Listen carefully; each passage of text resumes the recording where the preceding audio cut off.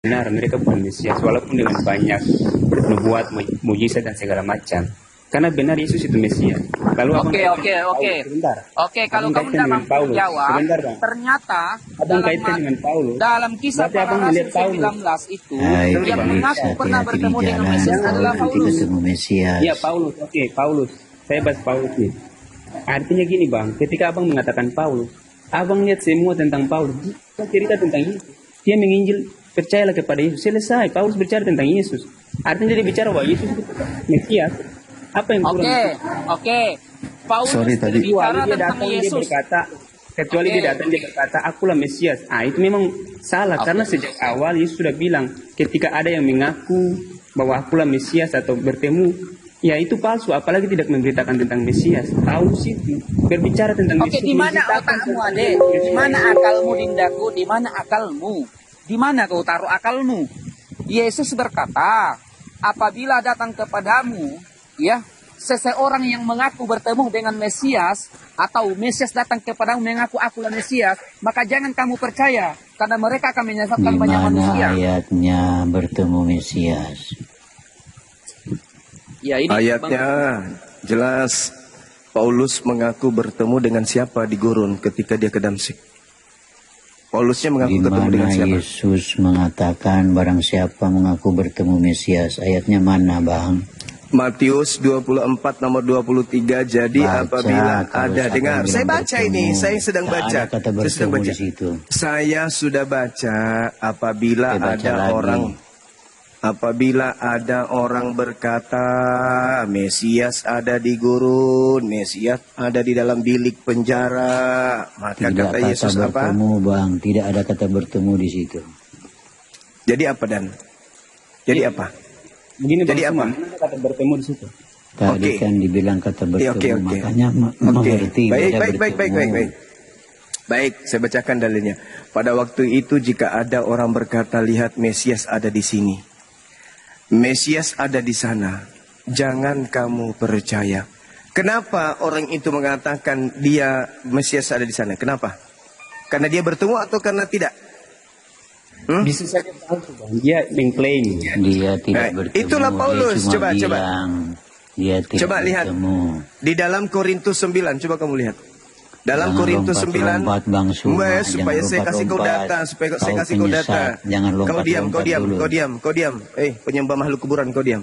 Di dalam Korintus 9, 1 Kau Korintus nabi 9. teroris, diam dulu. Penyembah makhluk kuburan, kau diam. Nabi teroris, Saya ajari diam. kau, saya ajari kau. Saya ajari Bukankah kau Paulus berkata begini? Bukankah aku ini adalah rasul? Bukankah aku ini adalah orang bebas? Bukankah aku telah melihat Yesus? Tuhan Kristen? Bukankah aku Paulus telah melihat Yesus?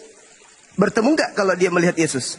Mengaku nggak Paulus melihat Yesus? Makanya Yesus mengatakan, waspadalah kepada penyesat yang datang kepadamu, memakai namaku dan berkata, akulah Yesus. Paulus begitu bertemu dengan Kristus di padang gurun, dia mengaku nggak kalau dia bertemu Yesus? Galatia 1 nomor 1, aku menerima Injil bukan dari manusia tapi dari Yesus. Bertemu nggak? Ada nggak Kristus datang kepada Paulus? Menurut Paulus ada. Galatia 1 nomor 11 nomor 12, bukan manusia yang mengajarkan aku Injil, tetapi makhluk yang mengaku Yesus Kristus. Setan yang datang, sabar. Setan yang datang mengaku siapa? Setannya datang mengaku siapa? Mengaku Yesus atau mengaku bom-bom? Siapakah engkau Tuhan? Siapakah engkau Tuhan? Akulah Yesus yang kau aniaya. Kata Yesus kepada muridnya, percaya atau jangan percaya? Ketika ada yang mengaku Yesus.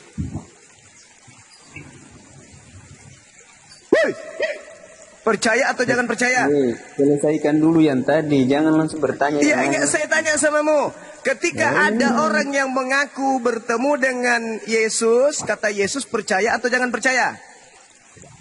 Percaya. Di mana dalilnya? Dasar kuclu. Di mana dalilnya? Ketika ada orang mengaku, Mana ada pertanyaan yang berkata seperti itu? dalilnya Yesus berkata. Melihat, Yesusnya berkata, kalau ada orang yang mengaku, melihat. penyembah makhluk kuburan, diam dulu. Kalau ada orang yang mengaku bertemu dengan Kristus Yesus, percaya atau jangan percaya? Percaya atau jangan percaya?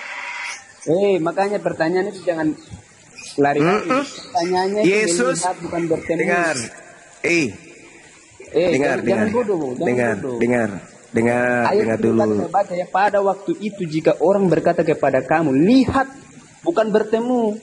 Otakmu di mana itu loh? Jadi tadi itu yang berbincang-bincang, siapakah engkau Tuhan? Akulah Yesus, itu bertemu atau tidak? Terus kau buat pertanyaan seperti bertemu. Tadi itu dia mengatakan, siapakah engkau? Menjawab makhluk itu mengaku, akulah Yesus. Itu bertemu atau tidak? Congor. Oten. Kau sangkut paut Inilah. dengan ayat ini kan? Saya tanya samamu, ketika Paulus berbincang-bincang dengan makhluk goib mengaku Yesus, itu bertemu atau tidak? Ya, bertemu. Bertemu. Apa kata Yesus kepada muridnya? Apa kata Yesus? Kepada muridnya? Waspadalah kepada penyesat yang datang kepadamu, yang mengaku akulah Kristus. Iya, itu untuk penyesat-penyesat palsu. Tadi udah lewat, Bang. Itu konteks Mengaku tidak konteksnya oleh berbeda, Paulus. Dengar. Jangan congor. Kutanya dulu kau. Jangan congor ke sini. Kutanya dulu. Sangkut paut dengan Kutanya yang dulu lain. kau. Tidak Kutanya dulu nyambung. kau. Kutanya dulu kau. Kutanya dulu kau. Kutanya dulu kau. Baca ulang ya. Matius 7 tadi. Kutanya dulu kau. Baca dulu. Kalau kau tidak mau kau turun ke neraka. Kau ke neraka. Kalau kau nggak mau mendengar kau ke neraka. Kalau kau nggak mau mendengar kau ke neraka. Sederhana bukan? Kau duduk cantik aja di sini, biar tak ajarin. Di tahun 33 Masehi, Yesus berkata kepada muridnya di Bukit Zaitun, waspadalah kepada penyesat yang datang kepadamu, memakai namaku, berkata akulah Kristus. Mereka akan menyesatkan banyak orang. Itu Yesus nasihatkan muridnya di tahun 33. Paulus di tahun 52 menulis surat, bertemu dengan sosok berupa cahaya dan suara, mengaku akulah Yesus.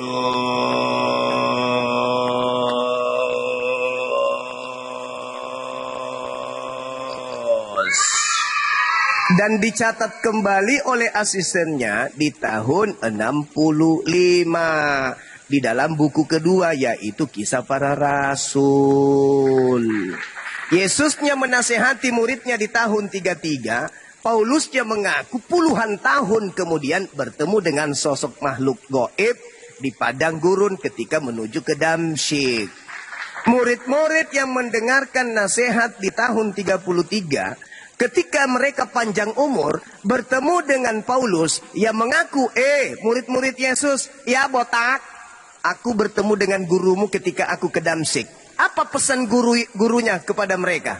Percaya atau jangan percaya? Ketika Paulus mengatakan, aku ketemu dengan gurumu ketika ke Damsyik loh. Murid-muridnya merespon apa? Sesuai dengan ajaran gurunya di tahun 33. Percaya atau jangan percaya? Percaya atau jangan percaya? Tidak percaya, jangan percaya. Makanya Paulus putus asa. Katanya apa? Galatia 2 nomor 8. Kata Paulus begini, aku diutus kepada orang-orang tidak bersunat, kepada aliteng. Galatia 1 nomor 15, aku diutus kepada non-Yahudi, yaitu aliteng. Karena kalau aku pergi mengaku ke murid-murid Yesus, mereka sudah diajarin gurunya untuk jangan percaya kepada aku.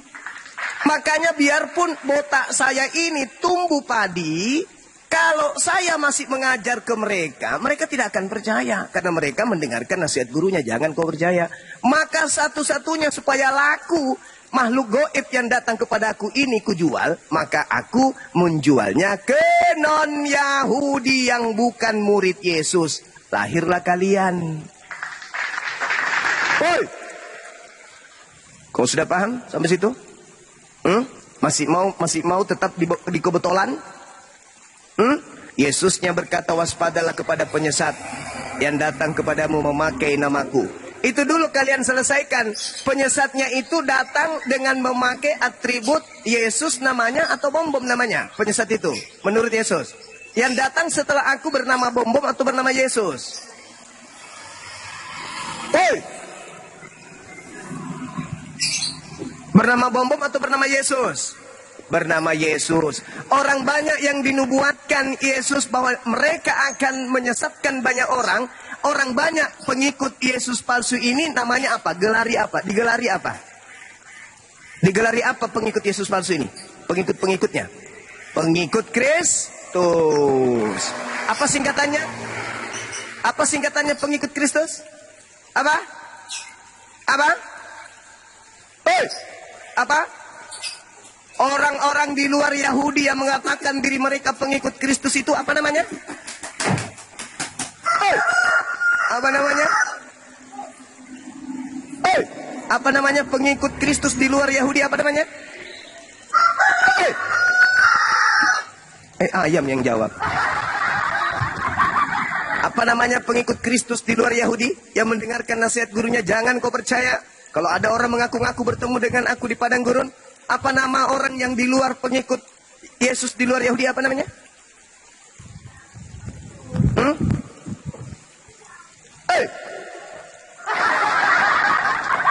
Nah, lembutkan hatimu, saudara-saudaraku. Lembutkan hatimu. Kita di sini bukan mau menghina, bukan mau menghujat. Kita menjabarkan kebenaran. Lembutkan hatimu. Materi-materi seperti ini tidak akan Anda dapatkan di gereja. Kenapa? Karena di gereja mengaku pengikut Kristus. Tapi murid Yesus mewaspadai pengikut Kristus palsu. Satu-satunya kandidat pengikut Kristus di luar kelompok Yahudi itulah Kristen. Iya kan? Benar nggak? Di luar Yahudi pengikut Kristus apa nama kelompoknya? Kristen kan kawan? Bukan Islam kan? Bukan Hindu bukan? Bukan Buddha kan? Bukan ateis kan? Satu-satunya kandidatnya adalah kalian. Lembutkanlah hatinya. Lembut, selembut-lembutnya. Apakah yang dinarasikan Bang Sumai ini berdata? Apakah yang disampaikan Bang Sumai ini betul? Jangan karena Bang Sumai Islam, beda agama dengan kalian, biarpun benar, kalian tetap tolak. Biarpun salah, karena yang sampaikan pendeta, yang sampaikan pastor, meskipun salah kalian terima. Jangan. Ketika kalian masuk ke dalam kubur, pendeta kalian tidak ikut. Pastor kalian tidak ikut. Kalianlah masing-masing individu yang akan mempertanggungjawabkan hidup kalian di hadapan Tuhan kita. Ada yang bungut. Turun. Begitu saudaraku, ya. Lembutkan hati, dengarkan yang disampaikan. Apakah yang disampaikan Bang Sumai ini betul? Benarkah Yesus mewanti-wanti kepada muridnya agar waspada kepada Yesus palsu atau tidak? Kalau Yesus mengatakan ada Yesus palsu, percayakah kita akan ada Yesus palsu? Percaya. Berarti ada Yesus palsu pada masa itu. Nah, di mana kita lihat ada riak kejadian di dalam Bible adanya oknum yang datang mengaku Yesus itu di mana? Adakah? Ada. Contoh Markus 16 nomor 12, dan Yesus menampakkan diri kepada kedua orang tersebut dalam rupa yang lain. Nah tuh, ada tuh dijelaskan tuh dalam Markus, ada Yesus lain yang muncul kepada kedua muridnya dalam rupa yang lain. Nah itu Yesus lain itu, karena dikatakan dalam rupa lain. Bagaimana bisa Anda mendudukkan itu adalah Yesus asli sementara rupanya lain? Apa alasannya? Apakah Yesus pernah mengatakan aku akan datang dalam rupa lain? Kan tidak ada. Yesus mengatakan waspadalah kepada penyesat yang datang kepadamu dengan memakai namaku. Berarti penyesat itu mengaku Yesus dan berkata akulah Kristus. Nah sekarang saudara, yang datang dalam rupa lain itu siapa? Yang datang dalam rupa lain itu siapa?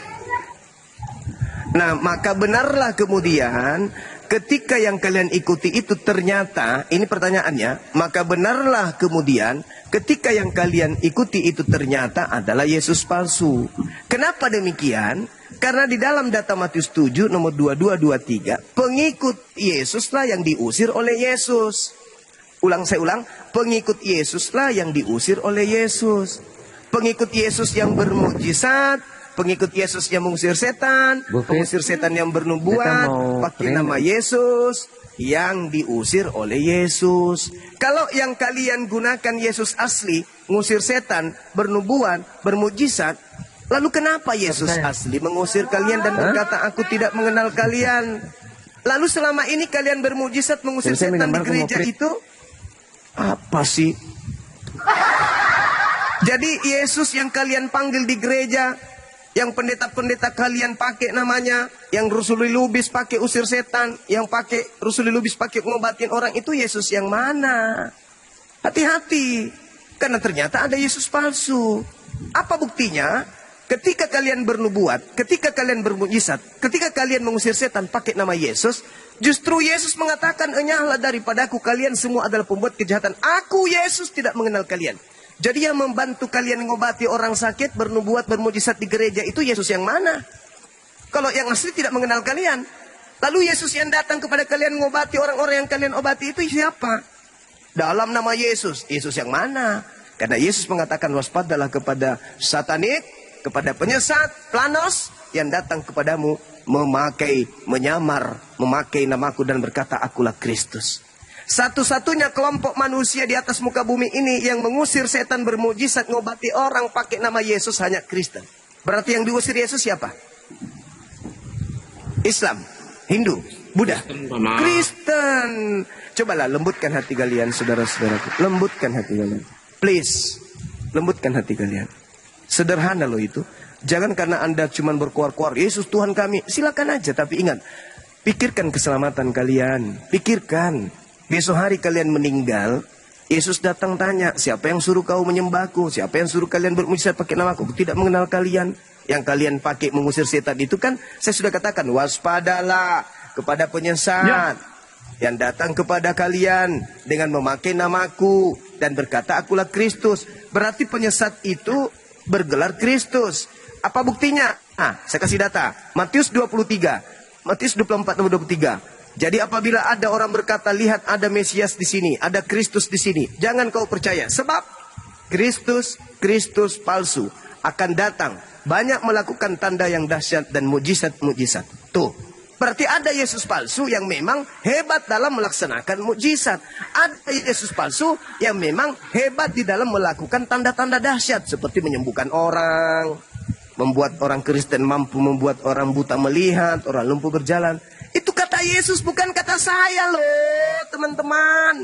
Sebab Kristus palsu akan datang, Matius 24 nomor 24, melakukan banyak mukjizat sekiranya mungkin menyesatkan murid atau orang pilihan. Berarti Kristus palsunya datang pada zaman murid pilihan masih ada. Lembutkan hati kalian, saudaraku. Lembutkan, lembut selembut-lembutnya. Pelajari Bible dengan baik. Jangan ke Al-Quran dulu. Kalau Anda tidak beriman kepada Al-Quran, jangan. Ke Bible aja dulu. Telah Bible itu secara histori, step by step, secara temporer. Anda pelajari, oh ini masa Yesus mengajar. Oh ini masa Yesus sudah tak ada. Oh ini Yesus setelah murid-muridnya tak ada. Oh ini setelah Yesus betul-betul muridnya dan dia sendiri sudah tak ada di bumi. Siapa yang muncul melakukan konsili. Itu kelompok dari mana rupanya? Siapa yang diusung di sana? Oh Kristus. Ini Kristus siapa tokoh ini? Kristus ini siapa? Apa Kristus ini? Apa Kristus menurut Yahudi? Karena yang memegang kemudian tradisi Mesias atau Kristus itu hanya Yahudi. Islam Kristen enggak. Tradisi Mesias atau Al-Masih atau Kurios, atau Kristus itu hanya ada di Yahudi, bukan di kita. Maka kembalikan kepada meja Yahudi. Mesias itu apa bang? Kristus itu apa bang? Apakah dia Tuhan? Atau dia hanya manusia yang diurapi Tuhan sebagai juru selamat kepada Bani Israel? Tanya kepada mereka. Nah, satu hal, ini gratis nih sebelum saya pamit. Di dalam pengajaran Anda, kalau Anda melihat di Lukas 22, baca Lukas 22. Di situ penting untuk saudara pahami. Di Lukas 22, dari data 63 sampai data nomor 71. Ini saya bacakan, saya singkat saja. Dan orang-orang yang menahan Yesus. Nah ini, ada Yesus yang ditahan. Padahal datanya di dalam pengajaran Yesus, dia mengatakan harus tergenapi semua yang tertulis tentang aku dalam kitab Taurat, kitab Nabi-Nabi, dan kitab Mazmur. Lukas 24:44. Itu pengakuan Yesus sendiri loh. Matius 16, itu pengakuan Yesus sendiri. Matius 15, itu pengakuan Yesus sendiri. Bahwa harus tergenapi apa yang tertulis tentang dia. Nah, orang-orang yang menahan Yesus, katanya Yesus yang ditahan. Bisa nggak orang benar itu dibiarkan untuk terzalimi oleh orang-orang fasik? Kata kitab Yahudi, nggak bisa. Tuhan akan menyelamatkan mereka. Orang-orang yang menahan oknum yang bernama Yesus, mengolok-ngolok Yesus, memukuli Yesus, ini sudah bertentangan ini. Yesus orang suci yang dekat dengan Tuhannya tidak mungkin diperlakukan seperti ini, nggak mungkin. Ini terindikasi kuat bukan Yesus. Mereka menutupi muka Yesus dan bertanya, cobalah katakan siapakah yang memukul engkau? Dan banyak lagi hujatan yang diucapkan mereka kepadanya. Dan setelah hari siang berkumpullah sidang para tua-tua, bangsa Yahudi dan imam-imam kepala, ahli-ahli Taurat. Lalu mereka menghadapkan oknum yang dikira Yesus ke mahkamah agama mereka. Katanya, jikalau engkau adalah Mesias, katakanlah kepada kami. Jawab oknum yang katanya Yesus. Titik 2. Sekalipun aku, ini sudah bicara nih, yang disangka Yesus ini sudah bicara. Sekalipun aku mengatakan kepada kamu, pasti, namun kamu tidak akan percaya. Nah, kalau dia mengatakan aku Mesias, percaya enggak? Kalau dia mengatakan sebenarnya aku bukan Yesus, percaya enggak juga? Tidak. Maka oknum itu mengatakan, sekalipun aku mengatakan kepada kamu, namun kamu tidak akan percaya. Dan sekalipun aku bertanya sesuatu kepada kamu, namun kamu tidak akan menjawab. Mulai sekarang, nih kata oknum ini yang katanya Yesus. Mulai sekarang dalam bahasa Yunani itu adalah non. Mulai sekarang artinya saat itu juga, detik itu juga. Anak manusia sudah duduk di sebelah kanan Tuhan yang Maha Kuasa. Berarti yang sedang berbicara ini siapa? Yang sedang berbicara ini siapa? Katanya Yesus. Tapi kenapa dia mengatakan sekarang juga anak manusia itu sudah duduk di atas di langit. Sudah duduk di atas di langit. Jadi yang berbicara ini bukan Yesus, tapi disangka Yesus. Maka orang-orang itu berkata, imam kepala berkata kepadanya, kalau begitu engkau ini adalah anak Elohim. Jawab oknum tersebut, kamu sendiri yang mengatakan itu. Kamu sendiri yang mengatakan itu, bukan aku. Lalu mereka berkata, untuk apa kita perlu kesaksian lagi? Kita ini telah mendengarkan dari mulutnya sendiri. Yesus tidak pernah mengatakan, akulah anak Tuhan. Tidak pernah. Coba Anda baca original teksnya. Ada nggak Yesus mengatakan, akulah anak Tuhan? Ketika ditanya, kamu sendiri, dia mengatakan begini, apakah engkau anak Elohim? Kau tunjukkan saudara-saudaraku Kristen, kalau ada original teksnya Yesus mengaku, ya aku adalah anak Tuhan, maka besok aku dirikan gereja untuk kalian. Saya ada lahan pribadi di Bolangi, di situ ada masjid saya bangun. Di samping masjid itu akan saya bangunkan kalian gereja. Ketika oknum yang disidang oleh imam kepala mahkamah agama ditanya, apakah kamu ini adalah Yesus anak Allah? Kalau dia menjawab iya, aku adalah anak Allah, maka saya dirikan kalian gereja di desa Timbusang, dusun Bolangi, 30 kali 15. Ini sumpah saya. Kalau ada di antara kalian yang mampu menunjukkan, sabar. Kalau ada di antara kalian yang mampu menunjukkan di dalam Lukas 36, aku anak Allah. Diam. Itu bukan pada Sudah saat. aku jawab. Dengar, diam. Ini pada saat di sidang. Kalau yang mengatakan, Aku anak diam dulu, anak monyet. Diam. Kalau di Yohanes 10 betul, itu Yesus anak Allah, hamba Allah. Betul. Saya tidak pungkiri itu. Itu berbeda dengan yang di sidang ini. Kan saya sudah bilang, yang mengaku anak Allah, hamba Allah, yang datang kepada Bani Israel, mengajarkan Injil, memang dia adalah Nabi Rasul. Baca nomor 34, 35, 36-nya. Itu memang Yesus yang adalah anak Allah. Anak dalam perspektif Yahudi adalah hamba Tuhan. Jangan kau garang-garang. sekarang yang saya bahas ini yang sedang ditangkap, yang sudah ditangkap. Yesus berkata, tanda-tanda penyesat ketika ia datang kepadamu, dia mengaku Yesus dan berkata, akulah dia. Oknum yang di sidang ini, di dalam Yohanes 18 nomor 5, dia mengatakan, siapa yang engkau cari? Kami mencari Yesus dari kota Nazaret. Apa kata oknum tersebut? Akulah dia. Apa yang terjadi? Hup! Ditangkap. Lalu ditangkap. Hup! Karena dia mengaku akulah dia. Setelah dia mengaku akulah dia, Yesus mengatakan, ciri-ciri penyesat itu mengaku akulah dia. Oknum ini jelas tertangkap karena dia mengaku akulah dia. Ditangkap dia. Setelah dia ditangkap di sidang, apakah kamu ini adalah anak Tuhan? Apa jawabnya? Kau yang mengatakan itu. Aku enggak mengatakan itu. Tetapi di dalam lembaga Bible Indonesia,